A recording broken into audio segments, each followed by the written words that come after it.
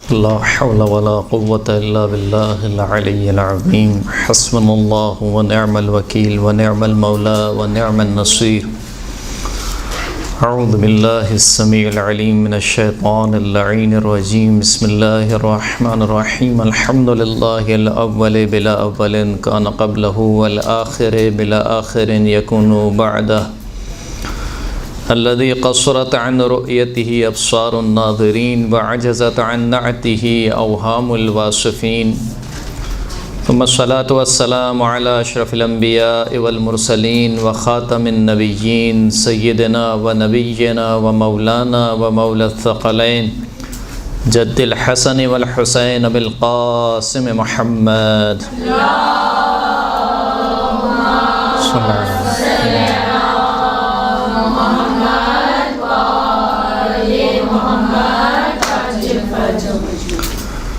وعلى آله الطيبين الطاهرين المعصومين الذين أذهب الله عنهم الرجس وطهرهم تطهيرا.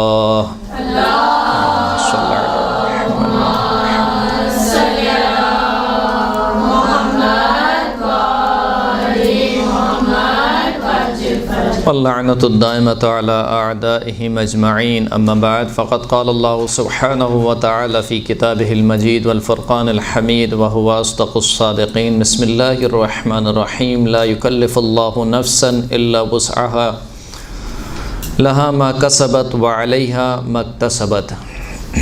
قرآن مجید میں خداوند کریم ارشاد فرماتا ہے کہ لا يكلف الله نفسا إلا وسعها.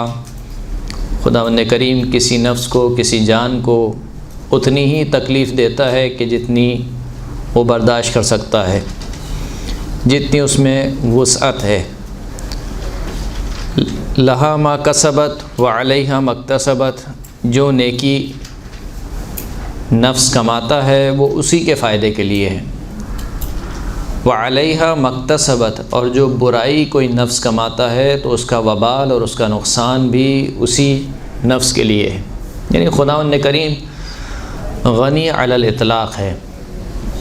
غنی علی الاطلاق کا کیا مطلب ہے؟ یعنی خدا کو کسی چیز کی ضرورت نہیں ہے، نہ کسی کے نماز کی، نہ کسی کے روزے کی، نہ کسی کے حج کی، کسی چیز کی ضرورت نہیں ہے. اسے اپنی مخلوق کی عبادت کی ضرورت نہیں ہے. یعنی ایسا نہیں ہے کہ اگر اتنے لوگ مثال کے طور پر عبادت کریں گے تو وہ خدا بنے گا یا اس کی بڑائی ثابت ہوگی، اور اگر اتنے لوگ عبادت نہیں کریں گے تو نعوذ باللہ اس کی بڑائی میں یا اس کی کبریائی میں کچھ کمی آ جائے گی. وہ غنی علی الاطلاق ہے. نہ بندوں کے سجدوں سے اس کی کبریائی میں کچھ اضافہ ہوتا ہے، نہ کافروں کے کفر سے اس کی کبریائی میں کچھ کمی واقع ہوتی ہے. لہذا خداوند کریم نے قرآن مجید میں کئی جگہوں پر یہ ارشاد فرمایا ہے کہ جو تم نیکی انجام دیتے ہو اس کا فائدہ تمہارے لیے ہے. یعنی اگر میں نے تم پر نماز، روزہ، حج، زکوٰۃ واجب کیا ہے، شریعت کو لاگو کیا ہے، تو اس کا فائدہ میرے لیے نہیں ہے، اس کا فائدہ خود تمہارے لیے ہے. اور اسی طریقے سے جو برائی تم انجام دیتے ہو اس کا نقصان بھی تمہارے ہی لیے. ایسا نہیں ہے کہ اگر انسان معصیت کرے تو خدا کی بڑائی میں یا اس کی کبریائی میں یا خدا کی خدائی میں کچھ کمی آ جائے. گفتگو کا سلسلہ جو ہم چل رہا تھا گزشتہ درس میں وہ تھا آسان نیکیاں. اور آسان نیکیوں کے عنوان سے اس آیت کو ہم نے سرنامہ کلام کے طور پر پیش کیا تھا. اور اس وقت آپ کی خدمت میں یہ بات عرض کی تھی کہ ویسے تو پوری شریعت ہی خداوند کریم نے آسان رکھی ہے، بالخصوص جو شریعت محمد صلی اللہ علیہ وآلہ وسلم صلی اللہ علیہ وسلم.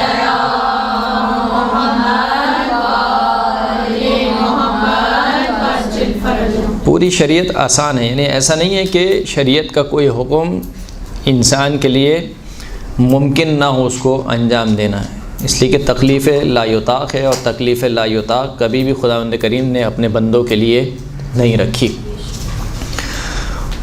اس شریعت میں بھی کچھ ایسی نیکیاں خداوند کریم نے رکھی ہیں جو انتہائی آسان نیکیاں ہیں، جنہیں انسان بغیر کسی زحمت کے، بغیر کسی پیسہ خرچ کیے، بغیر کسی جسمانی تھکاوٹ کے انسان انجام دے سکتا ہے۔ بہت سی نیکیاں ہیں اور وہ روزمرہ کی نیکیوں میں ان کا شمار ہوتا ہے۔ البتہ یہ بات ذہنوں میں رہے کہ انسان بسا اوقات یہ سمجھتا ہے کہ یعنی نیکیوں کی طرف بھاگتا جاتا ہے کہ اتنی نیکیاں ہو گئیں، اتنی نیکیاں ہو گئیں، آج مثال کے طور پر زیارت عاشورہ پڑھ لی، آج سورہ واقعہ پڑھ لی، آج سورہ ملک پڑھ لی۔ دوسری طرف سے غافل ہو جاتا ہے کہ اگر گناہ انجام دیے تو یہ گناہ مضر ہوتے ہیں نیکی کے لیے۔ جس طریقے سے نیکی گناہ کو مٹانے کا کام کرتی ہے، اسی طریقے سے یہ گناہ نیکی کو مٹانے کا کام کرتے ہیں۔ انشاءاللہ بھی روایت آپ سنیں گے اس درس میں یا اس کے بعد والے درس میں، اس میں آپ کو اندازہ ہوگا کہ جب اصحاب نے کہا کہ یہ کام تو بہت آسان ہے، ہمارے تو اتنے سارے درخت ہو جائیں گے، تو اللہ کے رسول نے فرمایا کہ ہاں، اس شرط کے ساتھ کہ تم اپنے باغات میں اس دنیا سے آگ مت بھیجو۔ یعنی انسان غافل نہ ہو کہ میں اتنے کام اور اتنی نیکیاں میں نے کما لی ہیں، بس یہ کافی ہے اب میرے لیے۔ اب مثال کے طور پر اگر تھوڑے بہت گناہ بھی ہو گئے ہیں تو وہ چلتا ہے، یہ چلنے والا کام نہیں چلتا ہے۔ صلوات پڑھیں محمد و آل محمد۔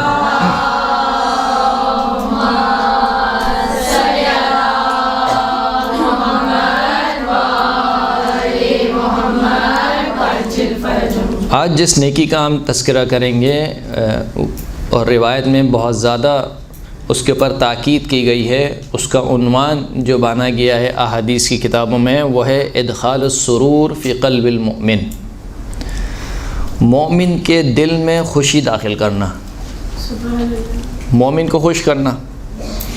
یہ احادیث کا پورا باب ہے اور کئی روایات موجود ہیں، لیکن میں کوشش یہ کر رہا ہوں کہ ان نیکیوں کو بیان کیا جائے کہ جو ایک طریقے سے روایت کے اعتبار سے بھی مستند ہوں، ایسا نہ ہو کہ کوئی ایک دو روایت اس کے بارے میں پائی جاتی ہو۔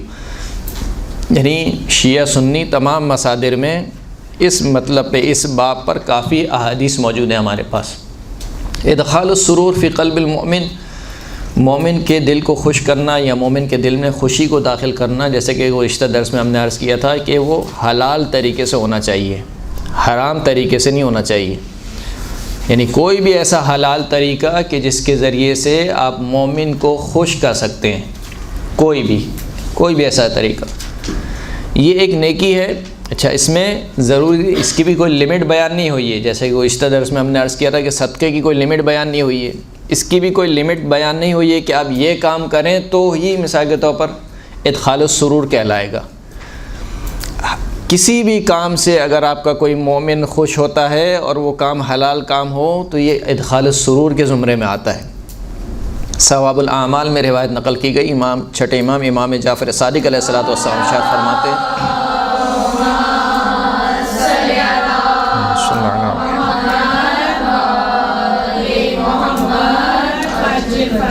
مولا فرماتے ہیں کہ اوحى اللہ عز وجل الى داود علیہ السلام ان العبد من عبادی لیأتینی بالحسنہ فأبیحہ جنتی۔ مولا فرماتے ہیں کہ خداوند کریم نے حضرت داؤد علیہ السلام کی طرف وحی نازل کی کہ میرا بندہ میرے پاس ایک ایسی نیکی لے کر آتا ہے کہ میں اپنی جنت کو اس کے لیے مباح قرار دے دیتا ہوں، یعنی جنت کے دروازے اس کے لیے کھول دیتا ہوں۔ فقال داؤد علیہ السلام یا ربی وما تلک الحسنہ، حضرت داؤد نے عرض کی خدا کی بارگاہ میں کہ وہ کون سی نیکی ہے کہ جس نیکی کے سبب سے تو اپنے بندے کے لیے جنت کو مباح قرار دے دیتا ہے۔ فرمایا کہ قال یدخل علی عبد المؤمن سرورا، میرے مومن بندے کے دل میں خوشی داخل کی جائے، یعنی میرے مومن بندے کو خوش کیا جائے۔ کس چیز کے ذریعے سے؟ کیا کروں؟ کہا کہ ولو بتمرتن، اگرچہ ایک کھجور کے ذریعے سے کیوں نہ ہو، یعنی ایک کھجور کے ذریعے سے، جیسے وہ گزشتہ درس میں ہم نے صدقے کے متعلق سنا کہ صدقہ دو اگرچہ کہ آدھی کھجور کے ذریعے سے ہی کیوں نہ ہو، اسی طریقے سے یہاں پہ یعنی کم سے کم مقدار بیان کر دیے، زیادہ سے زیادہ ہی کوئی حد نہیں ہے۔ ایک کھجور کے ذریعے سے، ایک پانی کے گلاس کے ذریعے سے، مثال کے طور پر ایک جملے کے ذریعے سے، ایک حلال لطیفے کے ذریعے سے، یعنی مزاح کے ذریعے سے اگر آپ کسی مومن کو خوش کر سکتے ہیں تو یہ ایسی نیکی ہے جو جنت کو آپ کے لیے کیا کر دے گی؟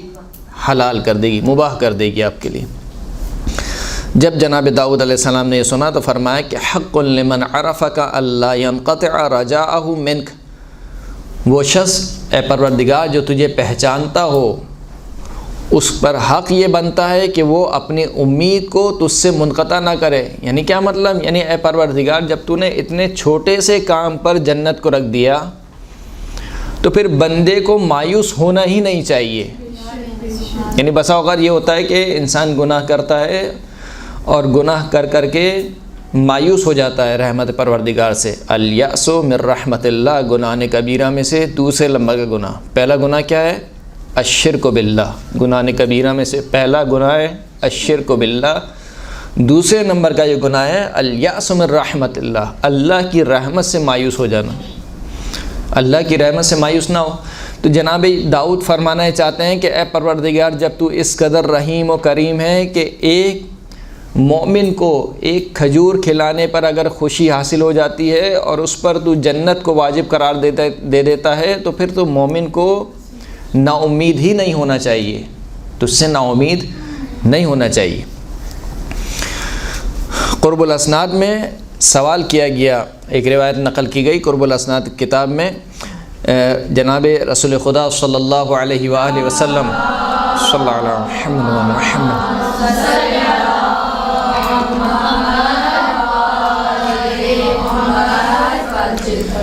پوچھا گیا کہ ای الاعمال احب الی اللہ، کہ یا رسول اللہ خدا کے نزدیک سب سے محبوب ترین عمل کون سا ہے، پسندیدہ ترین عمل؟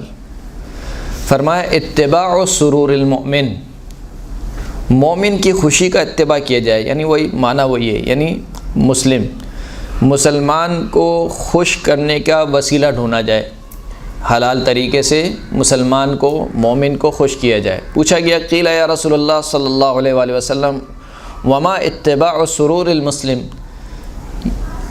اتباع سرور المسلم کیا ہے؟ یعنی مسلمان کی خوشی کا اتباع کرنے سے کیا مراد ہے؟ اللہ کے رسول نے جواب دیا قال شبع جوعته وتنفیس کربته وقضاء دینه، کہا اس سے مراد یہ ہے کہ مسلمان کی بھوک کو ختم کیا جائے، اس کی جو مشکلات ہیں اس سے اس کو نجات دی جائے اور اس کے قرض کو ادا کیا جائے۔ یعنی اگر انسان یہ کام کر سکتا ہے، اتنی قدرت ہے، تو انسان کو یہ کام کرنا چاہیے۔ یہ سب زمرے میں آتے ہیں ادخال السرور فی قلب المومن کے، یعنی کسی مومن کو خوش کرنے کے زمرے میں آتا ہے کہ مثال کے طور پر اس کا قرض آپ نے ادا کر دیا۔ ایک مومن ہے جیسے آپ جانتے ہیں کہ اس کے اوپر قرض ہے اور یہ قرض کے تلے دبا ہوا ہے، مثال کے طور پر اگر میں بہت ہی اپنی سوسائٹی کے متعلق گفتگو کروں تو بہت سی شادیاں ایسی ہوتی ہیں کہ جس میں جو بیٹیوں کے باپ ہوتے ہیں وہ قرض دار ہو جاتے ہیں، مثال کے طور پر، یا بیٹیوں کی شادی آتی ہے اور والدین کے پاس نہیں ہوتا یا کم ہوتا ہے، تو اس میں اگر آپ نے مدد کر دی یا ان کے قرض کو ادا کر دیا، یا مثال کے طور پر کچھ فقراء ہیں جن کے پاس کھانے کو نہیں ہے، خداوند کریم کا شکر ہے کہ ہم 3 وقت کی روٹی کھاتے ہیں، بہت سے ایسے لوگ ہیں جو شاید 2 وقت کھاتے ہیں یا شاید 1 وقت کھاتے ہیں یا شاید نہیں کھاتے، یا 1 دن کھاتے ہیں 1 دن نہیں کھاتے، بہت سے ایسے لوگ ہیں، تو ان کی بھوک کو ختم کر دیا۔ بہت سے ایسے لوگ ہیں جو ہمارے ارد گرد کے لوگ ہیں مثال کے طور پر، جن کے بچوں کے پاس پہننے کو صحیح کپڑے نہیں ہیں یا پہننے کو صحیح جوتے نہیں ہیں، تو آپ نے اگر ان کو کر سکتے ہیں یہ کام، تو یہ سارے کام زمرے میں آتے ہیں ادخال السرور کے، مومن کے دل میں خوشی ڈالنے کے یا مومن کو خوش کرنے کے زمرے میں آتے ہیں۔ یہ تمام کام قضاء حاجت مومن، یعنی مومن کی حاجت کو پورا کرنا، مومن کی ضرورت کو پورا کرنا، یہ ادخال السرور کے زمرے میں آتا ہے۔ اعمال توسی میں امام جعفر صادق علیہ السلام سے ایک روایت کو نقل کیا گیا، صلی اللہ علیہ محمد و آل محمد، یہ بہت لطیف روایت ہے، اس کو آپ محظوظ کریں گے انشاءاللہ۔ فرماتے ہیں کہ اذا بعث اللہ المؤمن من قبرہ، جب خداوند کریم مومن کو اس کی قبر سے اٹھائے گا تو تو خرج معہ مثال، تو اس کی قبر کے اٹھنے کے ساتھ ایک اور چیز اس کی قبر سے نکلے گی جس کو جسم مثالی کہا جاتا ہے۔ جسم مثالی یعنی ایک میں ہوں مثال کے طور پر، اور اگر میرے ہی جیسا کوئی شخص یہاں پر یا کوئی چیز کوئی وجود یہاں پر موجود ہو تو اس کو کہا جاتا ہے جسم مثالی۔ جسم مثالی کی عموماً مثال دی جاتی ہے جیسے آپ خواب میں لوگوں کو دیکھتے ہیں، خواب میں آپ نے اپنے والد کو دیکھا، خواب میں اپنے والدہ کو دیکھا، تو وہ جو جسم آپ کو نظر آ رہا ہے اس کو کہا جاتا ہے کہ جسم مثالی ہے۔ یعنی آپ کے والد نہیں آتے خواب میں یا آپ کے ذہن میں نہیں آتے، لیکن وہ ہوتے بالکل شبیہ آپ کے والد کی طرح یا آپ کے والدہ کی طرح۔ تو کہا کہ جب مومن کو اٹھایا جائے گا تو اسی کی مثال، اسی کی شبیہ ایک اور وجود کو اٹھایا جائے گا۔ وہ جو جسم مثالی ہوگا وہ کیا کام کرے گا؟ یقدمہ امامہ، وہ اس کے آگے آگے چلے گا۔ فَكُلَّمَا رَأَى الْمُؤْمِنُ حَوْلًا مِّنْ أَحْوَالِ يَوْمِ الْقِيَامَةِ، پس جب بھی مومن قیامت کی ہولناکیوں میں سے کسی ہولناکی میں مبتلا ہوگا یا کسی ہولناکی کو دیکھے گا یا کسی ہولناکی کو محسوس کرے گا، قال له المثال، تو وہ جو جسم مثالی ہوگا وہ اس بندہ مومن سے کہے گا کہ لا تجزع ولا تحزن، کہ جزا نہیں کرو یعنی گھبرانے کی ضرورت نہیں ہے، خوف کھانے کی ضرورت نہیں ہے، غم نہ کرو۔ وَأَبْشِرْ بِالسُّرُورِ وَالْكَرَامَةِ مِنَ اللَّهِ عَزَّ وَجَلَّ، اور تجھے بشارت ہو خداوند کریم کی جانب سے سرور یعنی مسرت کی، خوشی کی، اور خداوند کریم کی جانب سے کرامت کی، اکرام کی۔ فما يزال يبشره بالسرور والكرامة من الله سبحانه حتى يقف بين يدي الله عز وجل ويحاسبه حسابا يسيرا، بس یہ جو جسم مثالی ہوگا یہ ہر موقع پر اس بندہ مومن کو بشارت دیتا رہے گا، یعنی ایک طریقے سے اس کو تسلی دیتا رہے گا کہ تمہیں گھبرانے کی ضرورت نہیں ہے، تمہیں بشارت ہو، تمہیں خوشی ملنے والی ہے، تمہیں اللہ کی جانب سے احترام ملنے والا ہے، تم اللہ کی جانب سے نوازے جانے والے ہو۔ یہ یہاں تک کہ وہ بندہ مومن خداوند کریم کی بارگاہ میں کھڑا ہو جائے گا، یعنی حساب و کتاب کے لیے۔ جب وہ حساب و کتاب کے لیے کھڑا ہوگا تو روایت کہتی ہے یحاسبہ حسابا یسیرا، خداوند کریم اس کا بہت تھوڑا حساب لے گا، یعنی جلدی فارغ ہو جائے گا۔ اچھا، یہ جلدی بھی وہاں کا جلدی ہے، یہاں والا جلدی نہیں ہے، یہ قیامت والا جلدی ہے۔ تو بہرحال دوسروں کے مقابل میں جو قیامت کی دیر ہے اس کے مقابل میں جلدی ہے، کا جلدی فارغ ہو جائے گا۔ جب وہ تھوڑا سا اس کا حساب ہوگا تو خداوند کریم حکم دے گا وَيَأْمُرُ بِهِ إِلَى الْجَنَّةِ، خداوند کریم اس کو حکم دے گا کہ تم جنت میں چلے جاؤ۔ وَالْمِثَالُ أَمَامَهُ، اور وہ جو جسم مثالی ہے وہ اس کے آگے آگے چلے گا۔ فَيَقُولُ لَهُ الْمُؤْمِنُ، جب یہ سارا واقعہ رونما ہو جائے گا تو وہ بندہ مومن اس جسم مثالی سے کہے گا، کیا کہے گا؟ رحمک اللہ، خدا تجھ پر رحم کرے، نعم الخارج معی من قبری، تو کتنی اچھی چیز ہے جو میرے ساتھ میری قبر سے خارج ہوئی ہے، میرے ساتھ میری قبر سے نکلی ہے۔ ما زلت تبشرنی بالسرور والکرامۃ من اللہ عز وجل، اور جب سے تو قبر سے میرے ساتھ نکلی ہے اس وقت سے لے کر ابھی تک تو مسلسل مجھے بشارت دیتی ہوئی آ رہی ہے کہ گھبراؤ نہیں، خوف مت کھاؤ، تمہیں انشاءاللہ خداوند کریم خوشی عطا کرے گا، کرامت عطا کرے گا۔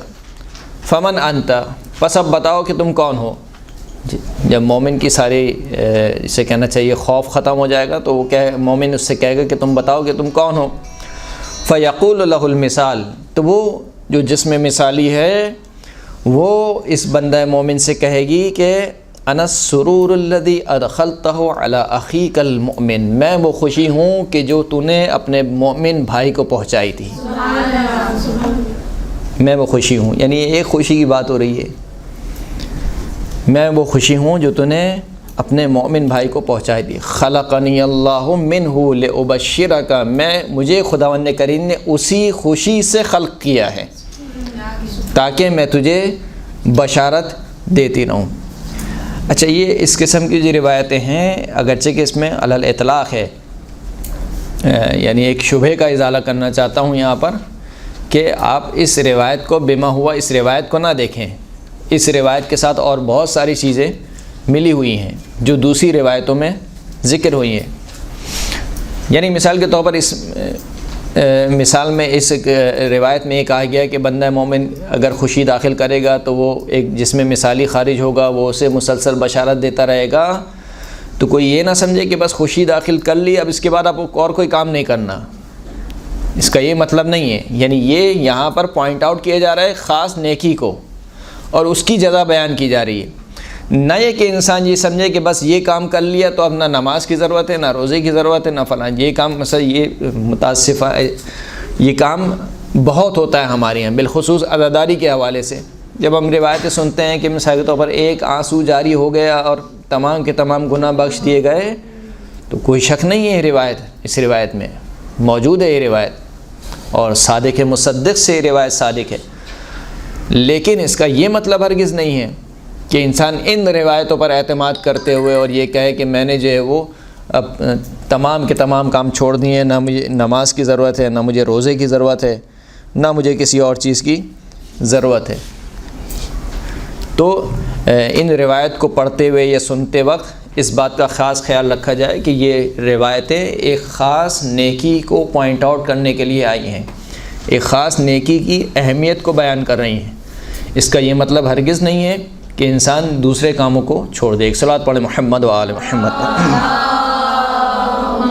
صلی اللہ علی محمد و آل محمد.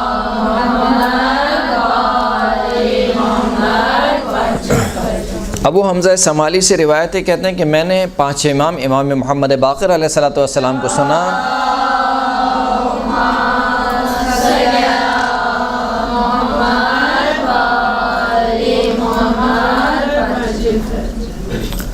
کہ وہ فرما رہے تھے کہ سرکار نے ارشاد فرمایا کہ یعنی ان کے جد رسول اللہ نے ارشاد فرمایا کہ من سر مؤمنا فقد سرنی، جس نے کسی ایک مومن کو خوش کیا اس نے مجھ رسول اللہ کو خوش کیا.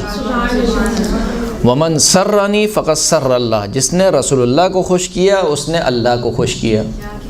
یعنی اگر پورے باب میں اس ادخال السرور فی قلب المؤمن، اگر اس پورے باب میں کوئی روایت نہیں ہوتی سوائے اس روایت کے، تو یہی روایت کافی تھی اس نیکی کی اہمیت کو بیان کرنے کے لیے.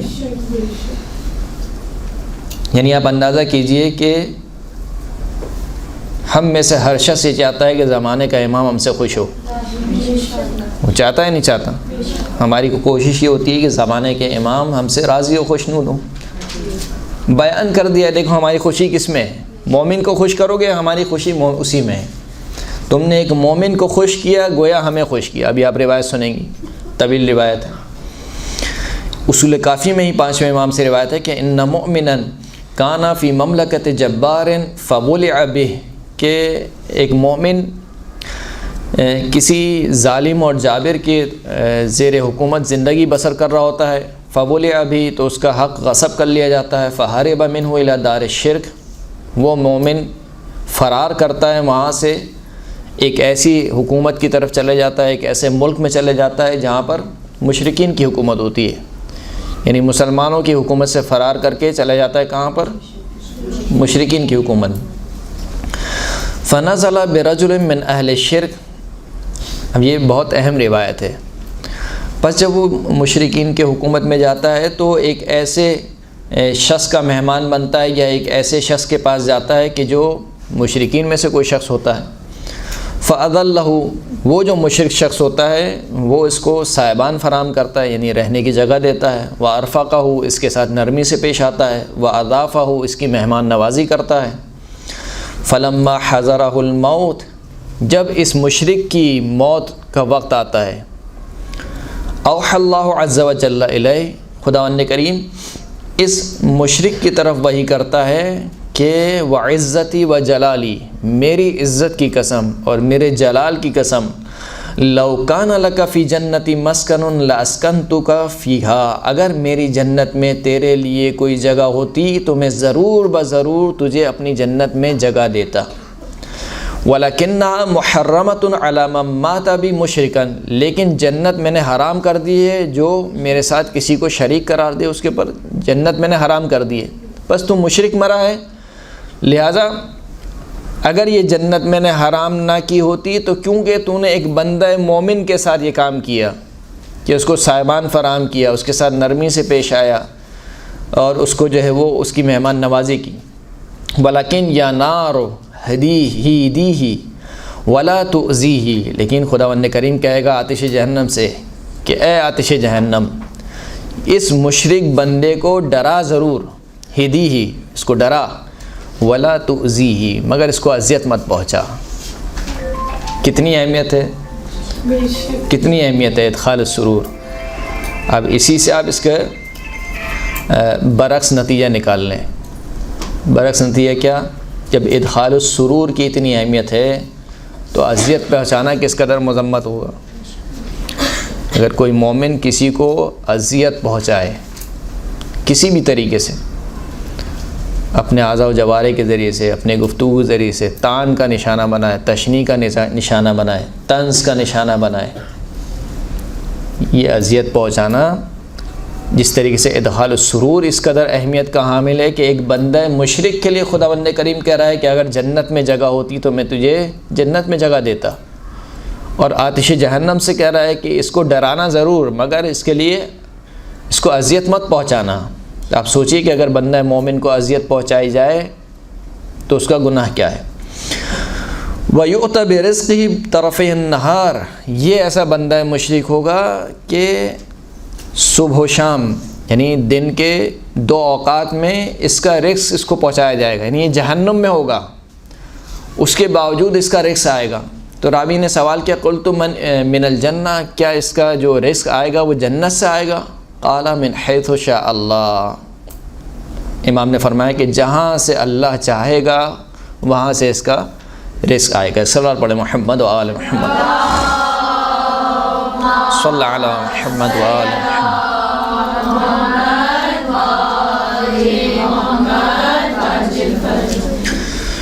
اصول کافی میں یہ روایت ہے چھٹے امام سے، فرماتے ہیں کہ لا یرا احدکم اذا ادخل علی مؤمن سرورا انہ علیہ ادخلہ فقط.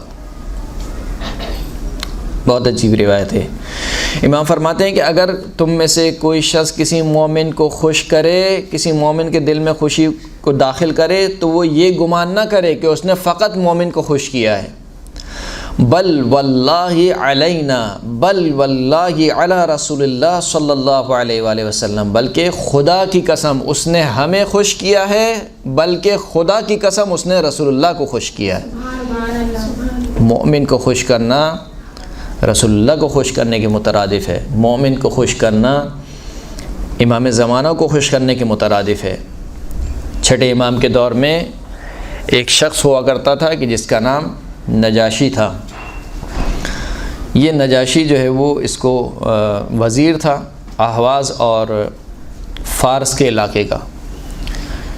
اس نجاشی کے زیر تحت ایک شخص تھا جو کام کرتا تھا اسی کی حکومت میں. یہ دونوں شیعہ تھے، ان دونوں امام کے چاہنے والے تھے. تو وہ جو شخص تھا جو اسی کے زیر تسلط یا زیر تحت کام کیا کرتا تھا، وہ امام کی خدمت میں حاضر ہوا اور کہا کہ نجاشی جو ہے وہ آپ کا چاہنے والا ہے، اور اس کا جو دیوان ہے، اس کا جو رجسٹر ہے حکومت کا، اس میں جو ہے وہ میرا بہت زیادہ ٹیکس لکھا ہوا ہے اور میں ٹیکس نہیں دے سکتا ہوں، ادا نہیں کر سکتا ہوں. لیکن وہ نجاشی جو ہے وہ میں جانتا ہوں شیعہ ہے. اچھا، یہ دونوں آپس میں ایک دوسرے پر دین ظاہر نہیں کر سکتے تھے کیونکہ تقیہ کا معاملہ تھا. لیکن اس شخص نے کہا امام سے، چھٹے امام سے، کہ نجاشی کیونکہ جو ہے وہ آپ کا شیعہ ہے. اور کیسا شیعہ ہے؟ وَهُوَ مُؤْمِنٌ يَدِينُ بِطَاعَتِكَ، ایسا مومن ہے کہ جس کا دین آپ کی اطاعت ہے. یہ بہت بڑا جملہ ہے، اس جملے کو سمجھیے. وہ ایسا آپ کا شیعہ ہے کہ جس کا دین کیا ہے؟ آپ کی اطاعت ہے. یعنی وہ کہتا ہے کہ مجھے کچھ بھی ہو جائے، چھٹے امام جو کہیں گے سر آنکھوں پر، چھٹے امام جو کہیں گے. اور ایسے گزرے ہیں، ایسے گزرے ہیں. یہ ایک مرد کی مثال ہے. ایسی تاریخ میں ایک مثال ام خالد کی ہے. ام خالد چھٹے امام کی ہی صحابیاں ہیں. ام خالد کو کوئی مرض درپیش ہوا، ڈاکٹر نے کہا کہ اس کا علاج شراب پینا ہے، شراب پیو گی تو وہ مرض ٹھیک ہو جائے گا. اب ہم جیسے لوگ ہوتے ہیں، ہم کہتے ہیں کہ چھٹی مل گئی، صحیح نا، اب تو مجبوری ہے، کیا کریں، ڈاکٹر نے لکھ دیا شراب پینا ہے، لیکن خالد چھٹے امام کی خدمت میں حاضر ہوئی۔ چھٹے امام سے کہا کہ طبیب نے جو ہے وہ مجھے ایک مرض ہوا ہے اور طبیب نے مجھے اس کے لیے شراب لکھی ہے۔ تو امام نے کہا جب طبیب نے لکھ دی تو میرے پاس آنے کی کیا ضرورت ہے؟ تو کہا کہ طبیب میرا امام نہیں ہے، آپ میرے امام ہیں، آپ جو کہیں گے وہ میری سر آنکھوں پر۔ آپ کہیں گے کہ شراب پی لو، اگر خدا نے مجھ سے کہا کہ تم نے کیوں شراب پی تو میں کہوں گی جعفر صادق نے کہا تھا شراب پی لو۔ آپ کہیں گے کہ شراب نہیں پیو، خدا کہے گا کہ خودکشی کیوں کی جب کہا کہ تمہارا مرض اسی سے صحیح ہوگا؟ کہا کہ جعفر صادق نے کہا تھا کہ نہیں پیو، لہٰذا میں نہیں پیوں گی۔ امام نے خوش ہو کر کہا کہ میں چاہتا ہوں کہ خالد جیسے میرے شیعہ ہوں۔ یہ جو اطاعت ہے، اگرچہ یہ بات کہیں اور نکل جائے گی، لیکن بہرحال میں اس بات کو عرض کرنا چاہتا ہوں آپ کی خدمت میں، ہم غیبت کے زمانے میں زندگی بسر کر رہے ہیں، درست ہے؟ غیبت خود ایک مشکل ہے، یعنی ہمارا امتحان اسی دور میں گزر رہا ہے۔ ہم اپنے امام سے دور ہیں، اپنے امام سے مل نہیں سکتے، اپنے امام کو دیکھ نہیں سکتے، اپنے امام سے بات نہیں کر سکتے، اگرچہ کہ ہمارے امام ہمارے امور سے واقف ہیں۔ ایسا نہیں ہے کہ ہمارے امور سے واقف نہیں ہے، کیونکہ جو نعمت پروردگار ہماری طرف بھیج رہا ہے وہ اپنی حجت کے ذریعے سے بھیجتا ہے۔ خداوند کریم کا فیض اس کی حجت کے ذریعے سے ملتا ہے۔ غیبت کے زمانے میں جو چیز سب سے ضروری ہے وہ ہے اپنے اندر روح اطاعت کو پیدا کرنا۔ روح اطاعت کسے کہتے ہیں؟ روح اطاعت کا مطلب کیا ہے؟ یہی خالد والی بات کہ آپ نے جو کہہ دیا اس کے آگے چو چرا نہیں ہے، جو آپ کا حکم ہے بس میں اس کے آگے سر تسلیم خم ہوں۔ یہ روح اطاعت امام چاہتے ہیں۔ یعنی جب ظہور ہوگا، ظہور کے وقت جو 313 افراد ہوں گے، جو پہلی کیٹیگری ہوگی سب سے، وہ ان میں یہی روح اطاعت ہوگی، یعنی آمنا و سلمنا، جو آپ کا حکم۔ اس روح اطاعت کو پیدا کرنا یہ مشکل کام ہے، یعنی اطاعت بھی ایک امتحان ہے۔ سننے میں بہت آسان لگتا ہے، بیان کرنے میں بہت آسان ہے، لیکن جب انسان اس مرحلے پر آتا ہے تو بڑا مشکل ہو جاتا ہے۔ یعنی آج آ کر مثال کے طور پر امام کہیں کہ بھائی جو تم لوگ ساری نمازیں پڑھتے ہو یہ ساری نمازیں غلط ہیں، مثال دے رہا ہوں، ساری نمازیں غلط ہیں مثال کے طور پر، اور دوسرے افراد جس طریقے سے نماز پڑھتے ہیں وہ نماز صحیح ہے، تو تشیع میں سے اکثر کا ریئیکشن کیا ہوگا؟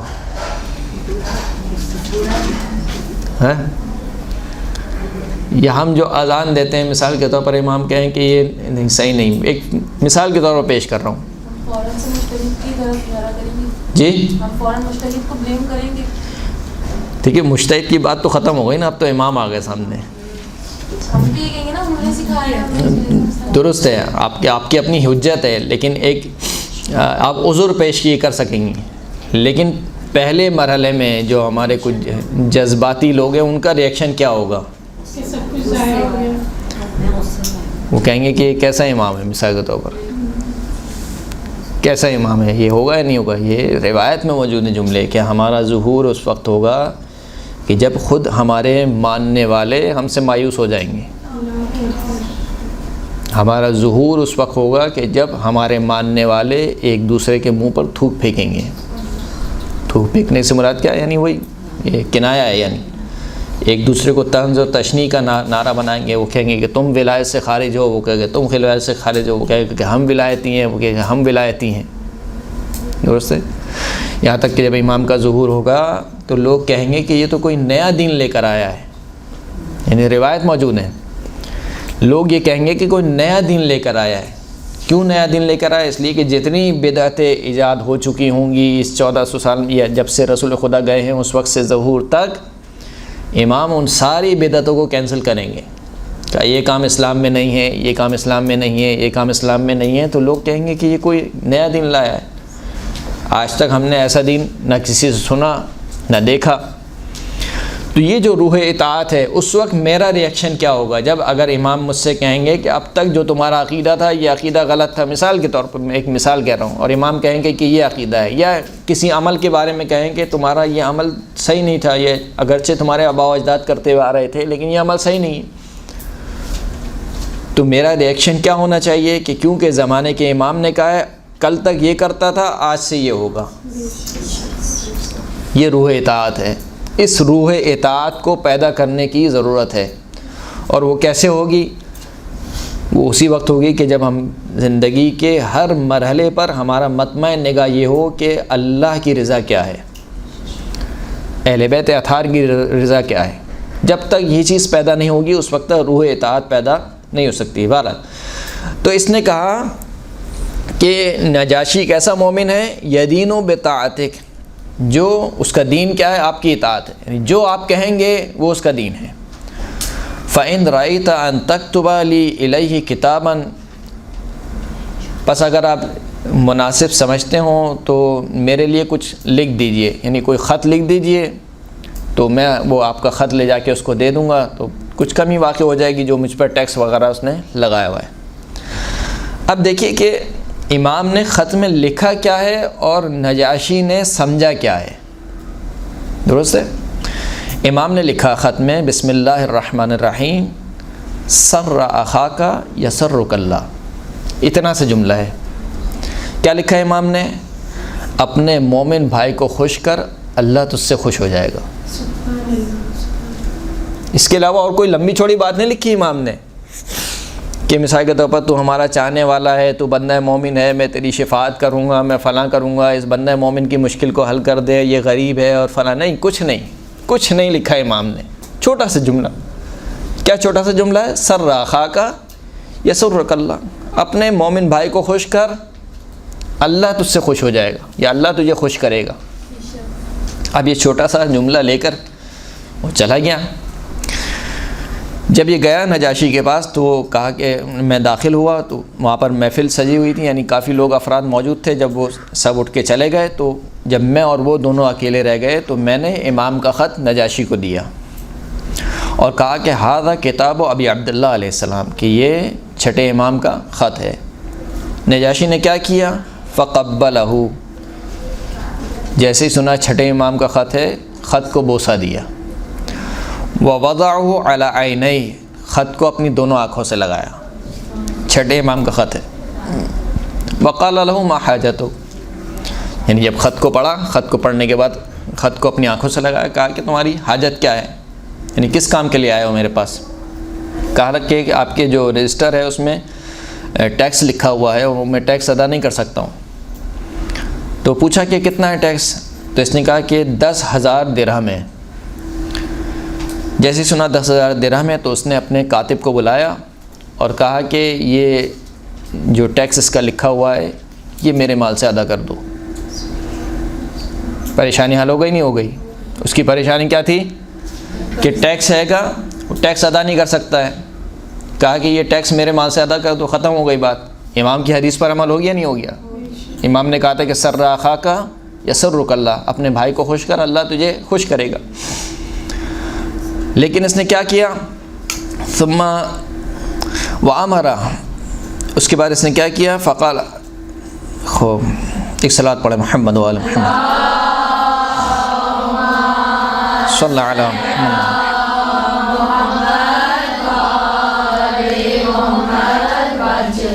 اس کے بعد اس نے کہا کہ ایک سواری کو لایا جائے، ایک کنیز کو لایا جائے، ایک غلام کو لایا جائے.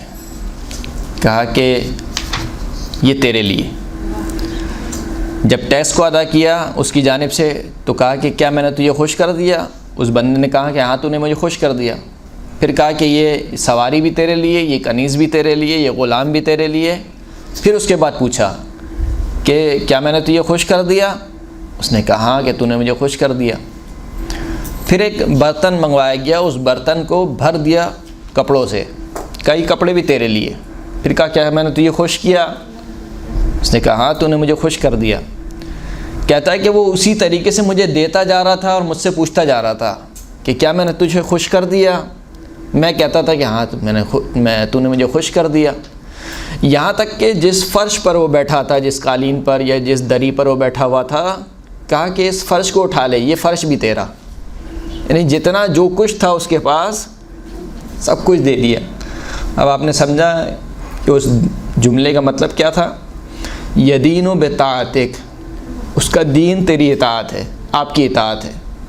یعنی امام کی اطاعت کس قدر محبوب تھی نجاشی کو، سب کچھ دے دیا کہ یہ بھی تیرا، یہ بھی تیرا، یہ غلام بھی تیرا، کنیز بھی تیری، یہ فرش بھی تیرا، سب کچھ تیرا۔ پھر اس کے بعد کہا کہ جب جانا تو امام کو میرا سلام کہنا، اور پھر اس کے بعد اگر کبھی بھی تمہیں کوئی ضرورت پیش پڑے تو میرے پاس آ جانا، پریشان مت ہونا۔ یہ چلا گیا۔ اب یہ شخص امام کی خدمت میں حاضر ہوا۔ امام نے کہا ہاں بھائی بتاؤ کیا ہوا؟ اس نے سارا واقعہ بتایا کہ وہ اس طریقے سے مجھے دیتا جا رہا تھا اور پوچھتا جا رہا تھا کہ کیا میں نے تجھے خوش کیا، اور میں کہتا تھا کہ ہاں تو نے مجھے خوش کیا۔ تو اس شخص نے کہا یا ابن رسول اللہ کأنہ قد سرک ما فعل بی، اے اللہ کے رسول۔ اچھا، امام سنتے جا رہے تھے اور امام کے چہرے پر خوشی کے آثار رونما ہوتے جا رہے تھے، یعنی جیسے وہ واقعہ سناتا جا رہا تھا امام خوش ہوتے جا رہے تھے۔ تو اس شخص نے کہا کہ مجھے ایسا لگتا ہے کہ جو کام اس نے کیا ہے اس سے آپ بہت خوش ہوئے ہیں۔ کہا کہ فقال ای واللہ لقد سر اللہ ورسولہ، خدا کی قسم اس نے اللہ کو خوش کیا، اس نے رسول اللہ کو خوش کیا۔ صلی اللہ علیہ وسلم۔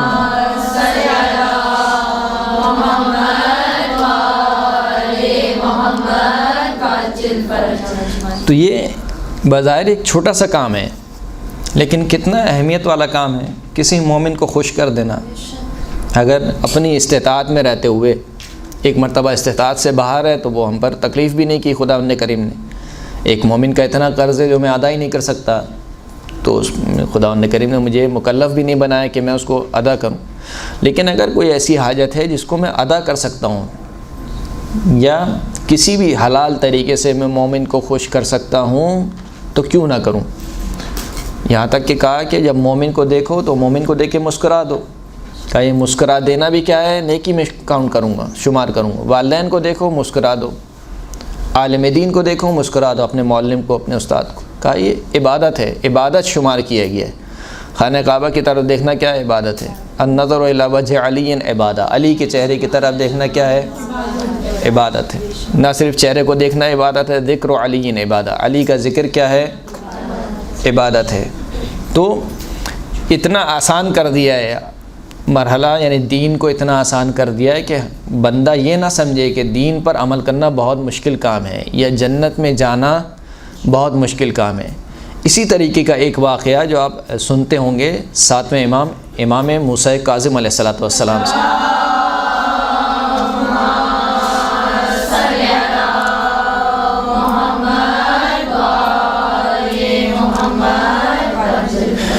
ابراہیم جمال کا واقعہ ہے۔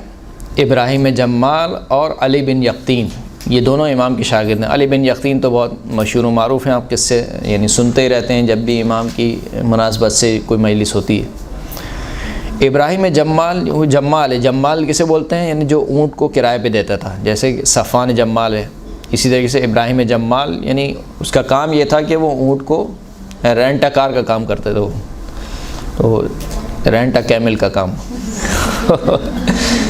تو اس وجہ سے ان کو جمال کہتے تھے۔ ابراہیم جمال ایک مرتبہ کوفے کا کیونکہ حاکم تھا، گیا علی بن یقطین کے پاس اور کہا کہ یعنی کیونکہ وزیر تھے تو جو دربان بان تھا اس سے کہا کہ جاؤ مجھے علی بن یقطین سے کہو کہ مجھے اس سے کام ہے، مجھے ملنا ہے۔ علی بن یقطین نے ملنے سے منع کر دیا کہ نہیں مل سکتا ابھی، چلے جاؤ۔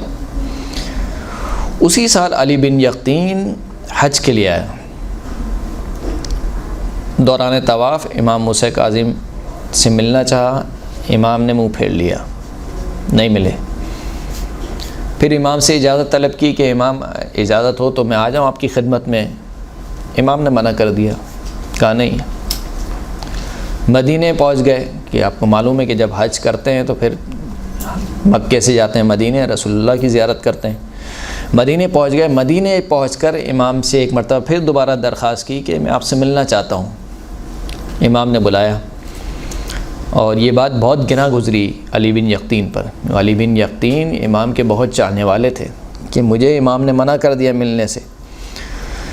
کہا کہ یا امام آپ نے ملنے سے منع کر دیا مجھے کہ ہاں تو نے ہمارے چاہنے والے کو ملنے سے منع کر دیا تھا، ابراہیم جمال سے ملنے سے منع کر دیا تھا، لہٰذا جو ہے وہ ہم نے بھی تجھے منع کر دیا. یعنی جو بات میں سمجھانا چاہ رہا ہوں کہ مومن کو خوش کرنا اہل بیت کو خوش کرنے کے مترادف ہے، مومن کو اذیت پہنچانا اہل بیت کو اذیت پہنچانے کے مترادف ہے، یا مومن کی حاجت روائی نہ کرنا. کہا کہ کیونکہ تو نے ہمارے ایک چاہنے والے کو ملنے سے منع کر دیا تھا، لہٰذا ہم نے بھی تجھے ملنے سے منع کر دیا. بہت پشیمان ہوا، کہا کہ میں استغفار کرتا ہوں، توبہ کرتا ہوں. کہا نہیں، توبہ سے کام نہیں چلے گا، توبہ سے کام نہیں چلے گا جب تک ابراہیم جمال تجھے معاف نہ کرے، اس وقت تک نہیں ہو سکتا کام. کہا کہ مولا میں مدینے میں ہوں، ابراہیم کوفہ میں ہے، ابھی تو یہ کام نہیں ہو سکتا ہے، ممکن نہیں ہے.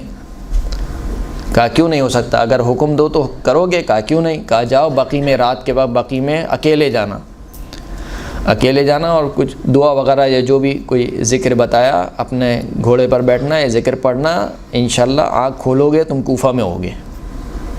ابراہیم کیا بولتے ہیں، علی بن یقطین جو ہے وہ گیا رات کے وقت بقی میں، اور وہی کام انجام دیا. یہاں تک کہ جب علی بن یقطین نے آنکھیں کھولیں تو وہ ابراہیم جمال کے گھر کے دروازے پہ تھے. رات کے وقت دق الباب کیا، دروازہ کھٹکھٹایا. کہا کہ کون ہے؟ کہا کہ میں علی بن یقطین ہوں. کہا علی بن یقطین کو مجھ سے کیا سروکار، وہ تو وزیر ہے، میں فقیر آدمی، یعنی جمال کا کام کرتا ہوں، اونٹ کو کرایہ پہ دینے کا کام کرتا ہوں، وہ کہاں اور میں کہاں. کہا نہیں، میں علی بن یقطین ہوں، اگر مہربانی کرو میرے لیے دروازہ کھولو. بہرحال اس نے دروازہ کھولا. کہا کہ میں امام کی خدمت میں حاضر ہوا تھا اور امام نے مجھ سے ملنے سے انکار کر دیا، اس وجہ سے کہ کیونکہ میں نے تمہیں ملنے سے انکار کر دیا تھا، تو بس تم مجھے بخش دو، یعنی مجھ سے راضی ہو جاؤ تاکہ میرا امام مجھ سے راضی ہو جائے. تو ابراہیم جمال نے کہا کہ ہاں صحیح ہے، مسئلہ نہیں ہے، میں تمہیں معاف کرتا ہوں، جو ہمارے درمیان ہوا وہ ختم ہوا. کہا نہیں، ایسے نہیں، میں اپنا رخسار زمین پہ رکھوں گا، تم اپنا پیر میرے رخسار پہ رکھنا. کہا نہیں، یہ کام کیوں کروا رہے ہو مجھ سے، یعنی میں نے معاف کر دیا تمہیں، ختم ہو گئی بات. کہا نہیں، ایسے نہیں، میں اپنا رخسار زمین پہ رکھوں گا، تم اپنا پیر میرے رخسار پہ کرنا. بسا اوقات انسان کو یہ کام کرنے پڑتے ہیں. کیوں کرنے پڑتے ہیں؟ کیونکہ بسا اوقات جاؤ حشم، پیسہ انسان میں کہیں نہ کہیں سے تکبر لے آتا ہے. اسی لیے کہا کہ ہر جس سے بھی ملاقات ہو اس کو سلام کرو، چاہے فقیر ہو چاہے امیر ہو، اس کو ایک جیسا سلام کرو. یہ کام کیوں کہے؟ تاکہ انسان سے تکبر ختم ہو.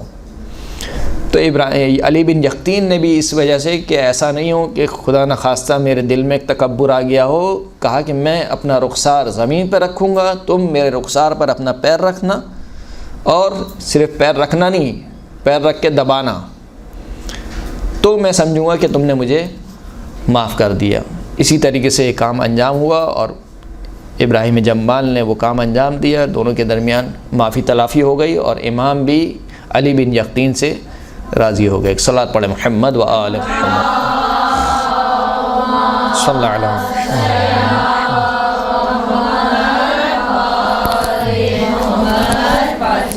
وآخر الدعوانا الحمد للہ رب العالمین.